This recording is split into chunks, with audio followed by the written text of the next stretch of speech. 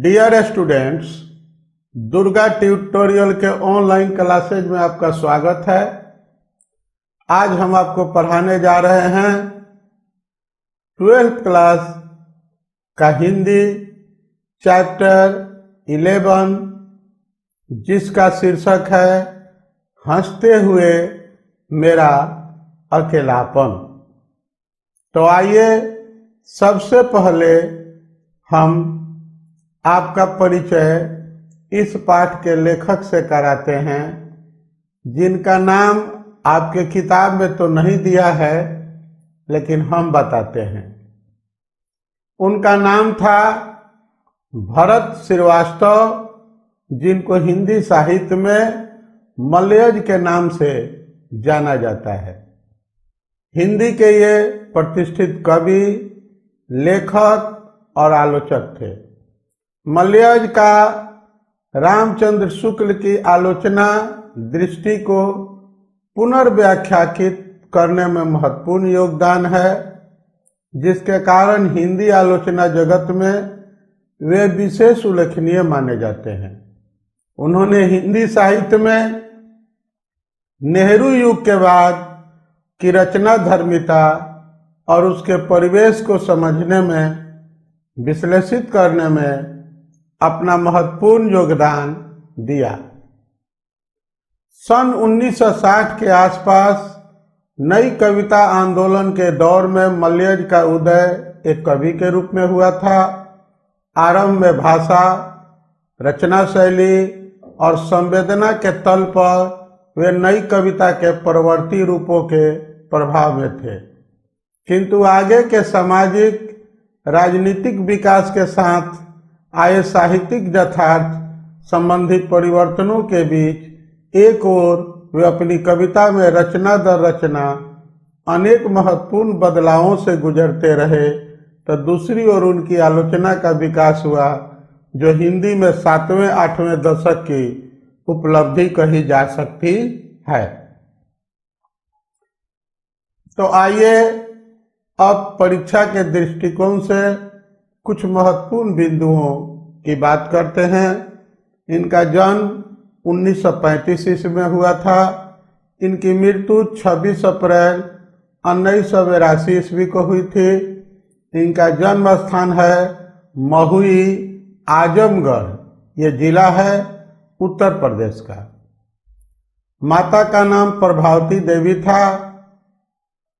पिता का नाम त्रिलोकीनाथ वर्मा था।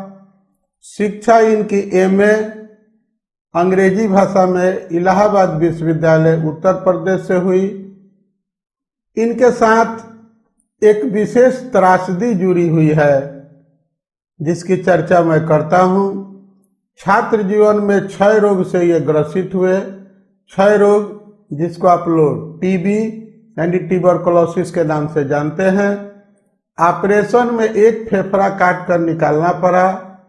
शेष जीवन में दुर्बल स्वास्थ्य और बार बार अस्वस्थता के कारण दवाओं के सहारे ये जीते रहे।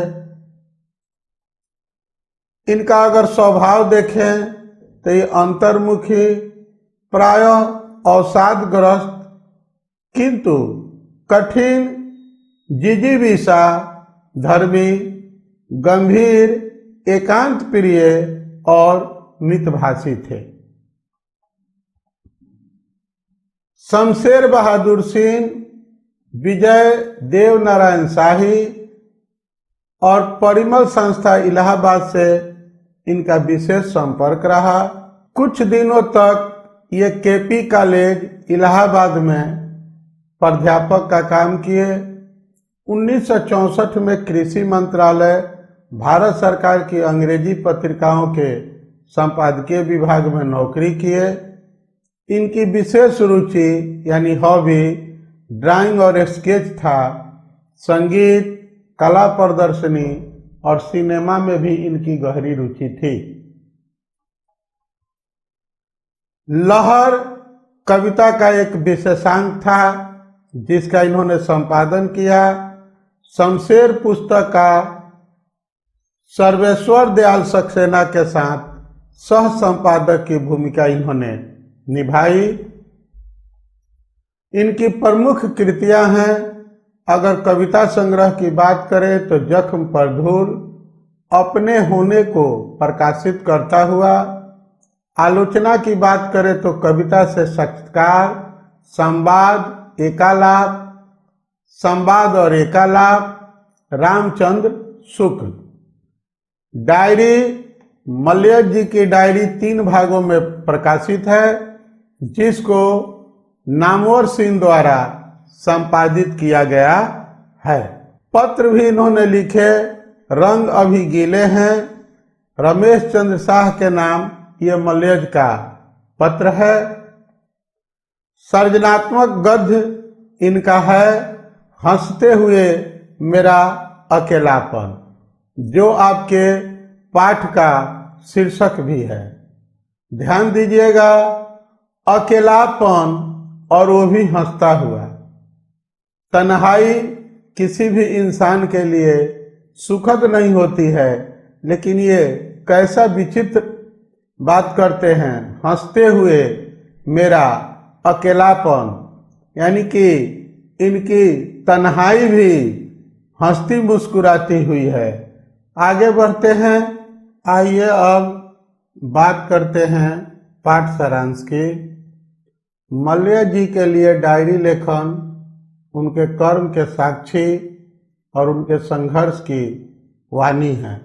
डायरी का पहला पन्ना रानीखेत से 14 जुलाई 1956 को लिखा गया, जब जाड़े में कड़कती ठंड से बचने के लिए पेड़ों को काटा जा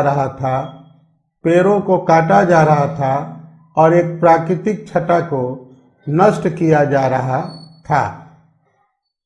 दूसरा पन्ना 18 जून 1957, पके हुए धान पर पक्षियों का झुंड फसलों को नोच रहे हैं, ऐसा लगता है कि वे जुनून में किसी का सर नोच रहे हैं।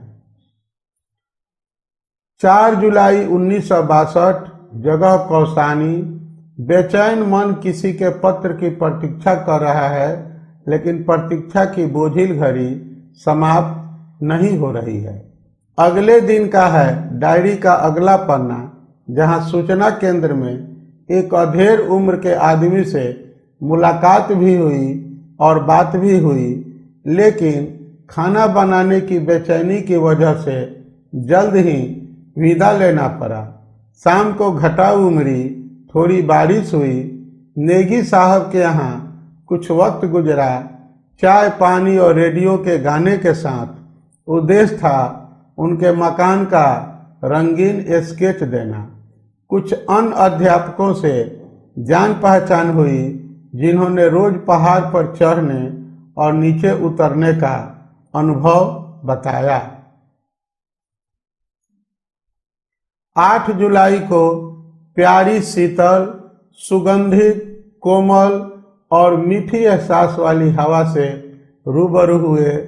30 अगस्त 1976, स्थान दिल्ली, सेब बेचने वाली लड़की से ग्राहक के रूप में मुलाकात हुई, जिसकी बेचने की अदा और सुंदर शरीर दोनों ने प्रभावित किया। 10 मई 1978, एक चिंतन बिंदु आया। आदमी यथार्थ को सिर्फ जीता नहीं है, रचता भी है। हर आदमी अपने ही रचे हुए कर्म संसार को भोगता है। 11 जून 1978 में कुछ कविता लिखने का भाव आया। 20 जून 1978 को एहसास हुआ कि सुरक्षा डायरी लिखने में नहीं, सुरक्षा बाहर सूरज की रोशनी में है।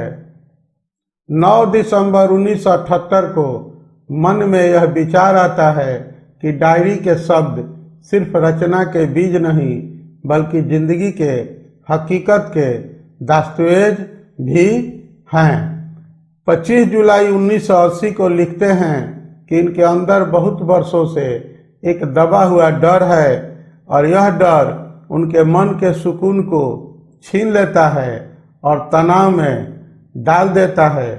इसी के साथ इस कहानी का पाठ सारांश समाप्त होता है और आज का हमारा लेक्चर भी समाप्त होता है। फिर मिलेंगे एक नए पाठ के साथ। तब तक के लिए आपको धन्यवाद। Thank you.